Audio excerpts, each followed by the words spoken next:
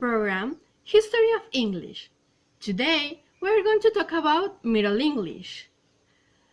With us, there are a group of experts that are going to explain us the most important facts on that age. When it was, who were the most important people? How was developed this language? So, who better than put it in context than our historians? Let me introduce you to Miss Isabel Avila and Miss Ana Sofia Vega, who are going to tell us about Middle English. What were the most important historical events that shaped this period of the story?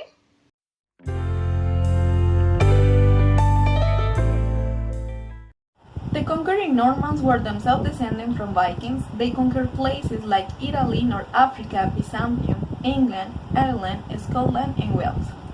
First, they settled in France, and they had completely abandoned their old Norse language and hardly adopted French to the extent that not a single Norse word survived in Normandy. The event began the transition from Old English to Middle English was the Norman Conquest of 1066, when William the Conqueror, Duke of Normandy and later William I of England, invaded the island of Britain from his home base in northern France and settled in his new acquisition along with his nobles and court. William crushed the opposition with a brutal hand and deprived the Anglo-Saxon earls of their property and then gave them to the Normans and some English who supported him. To explain it better, on October 14, 1066, at the Battle of Hastings in England, King Harold I II of England was defeated by the Norman forces of William the Conqueror. By the end of the bloody all-day battle, Harold was dead and his forces were destroyed. He was the last Anglo-Saxon king of England, as the battle changed the course of history and established the Normans as the rulers of England, which in turn brought about a significant cultural transformation. One fact is that 1,000 people died in this battle. Some rumors established that at the Battle of Hastings, Harold was killed, perhaps with an arrow in his eye, although this is disputed by some historians. Anglo-Saxons had ruled the land for over 600 years in Roman times. Now the Normans had taken over, which meant big changes. The King William I never spoke English and was illiterate, but he had more influence on the evolution of English language than anyone before or since. William ruled England until his death on September 9, 1087 in France. William took over the land, so people who worked in the field now had a new boss. The language also changed, mixing Anglo-Saxon English with Norman French. That mixture would eventually become the English we know today. For example, royal, law, and pork come from Norman French word, but king, rules, and pig come from Saxon. The new ruler also gave England better links to France and the rest of Europe, and you could see their influence in buildings like churches and castles. Fact. Every major church in England was rebuilt as a result of the Norman Conquest. The Battle of Hastings also gave us one of the most famous tapestries in the world. The Bayeux Tapestry is one of the supreme achievements of Norman Romanesque. And finally, William banned the English slave trade. It was a sin to kill a slave, but not a crime. The Norman Conquest hastened the dismissal of the system. Thanks, ladies, for this. Now, let's hear what our anthropologist, Gina Villalba, is going to tell us about the most relevant people and groups on this period. Well, here it's important to highlight the role and the influence of the following characters in the Middle English. The first one are the Normans. This group, with the conquest, brought their habits with them. Their own names, like Richard, Robert, and William, replaced Eldred and Godwin. Also, they imposed a new political structure that is generally called feudal. And of course, they brought their French dialect to England. The second one, William the Conqueror. Thanks to William, on October 14, 1066, the Normans were able to invade the island of Britain and remain there to leave their legacy in Anglo-Saxon culture. Then Geoffrey Chaucer, who was an important writer well known for his famous Canterbury Tales in the early 1380s, what actually introduced many new words into the language, up to 2,000 new words. And finally, John Wycliffe, who produced his translation of the Bible in vernacular English, what actually challenged Latin, known in that age as the language of God. However, it continued to circulate unofficially.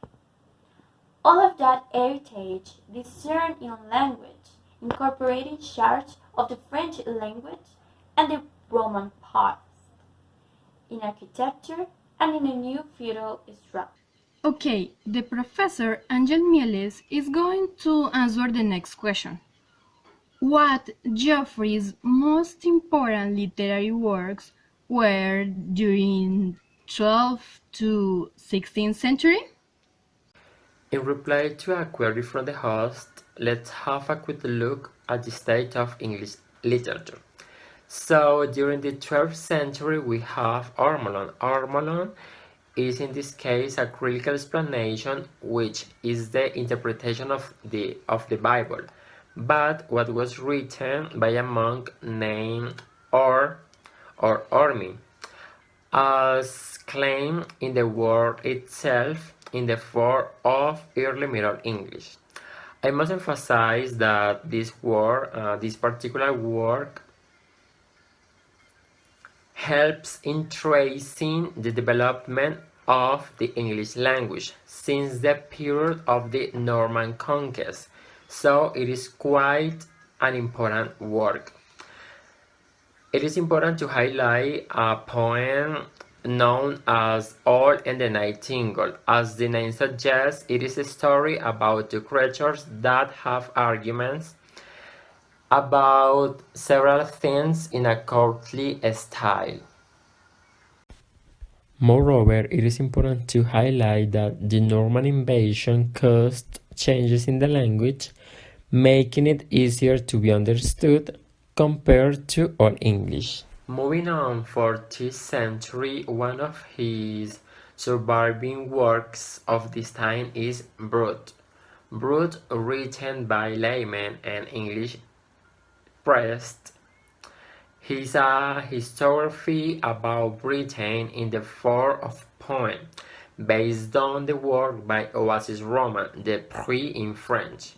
Furthermore, the Canterbury Tales, not so much one poem as a whole of series of poems, they were began in the mid 1380s and remained unfinished upon Chaucer's death in 1400.